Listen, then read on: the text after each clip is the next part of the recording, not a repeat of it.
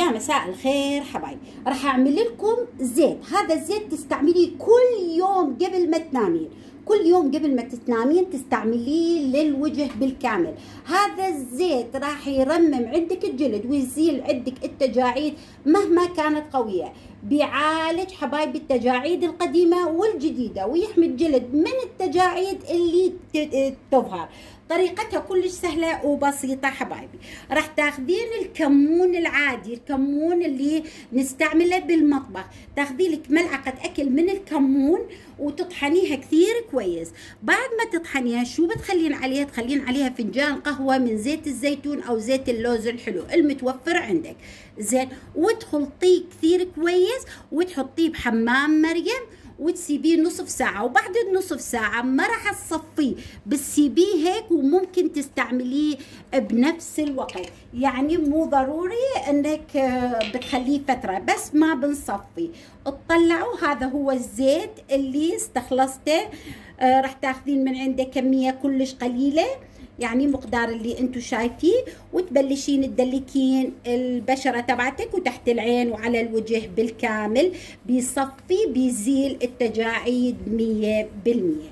لو حبيتي انك تسوين بزيت اقوى بعد اقوى الك، او تسويه فقط لتجاعيد العين، شو بتسوين؟ تاخذي لك مقدار ملعقه كبيره من هذا الزيت اللي عملناه من الكمون حبايبي، والزيت الزيتون او زيت اللوز الحلو. هون اخذت ملعقه اكل من الكمون زي ما انتم شايفين، زيت الكمون. هو هذا الزيت صار زيت خلاصه زيت الكمون. ما اريدكم تشتروه، اريدكم تسووه بالبيت. تشتروه انا ما اضمن انه راح تنجح معاكم الوصفه للوجه.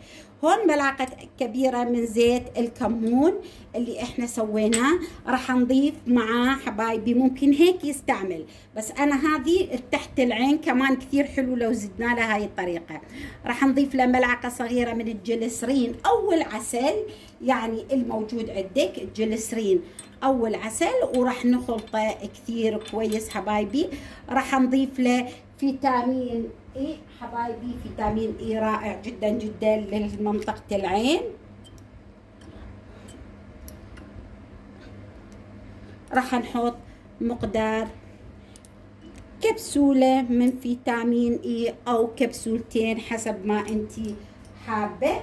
وبهيك حبايبي شو راح نسوي؟ بنحطه بعلبة صغيرة بعد ما نخلطه كثير كويس. نحطه بعلبة صغيرة،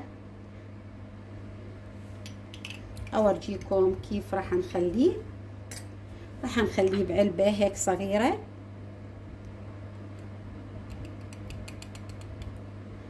الرجة قبل كل استعمال عشان الجليسرين شلون نقول يتعادل ويا باقي الزيوت، زين. وقبل كل حبايبي من تستعمليه تاخذيه هيك وتطبطبيه حول منطقة العين، وممكن نمسح به البشرة بالكامل. هذا الزيت حبايبي رائع جدا جدا للبشرة، بيصفي وبينعم، بيزيل التجاعيد بمنطقة العين وحول التوم. إذا عجبتك حبيبتي الفيديو فيا ريت تعملي لنا لايك وشير واشتراك وتشتركين بقناتي، وقناتي دائما مكتوبة عندك على الشاشة، ودائما في أول تعليق أي رابط فيديو تريديه إن شاء الله بنزل لك إياه. وأهلا وسهلا فيكم.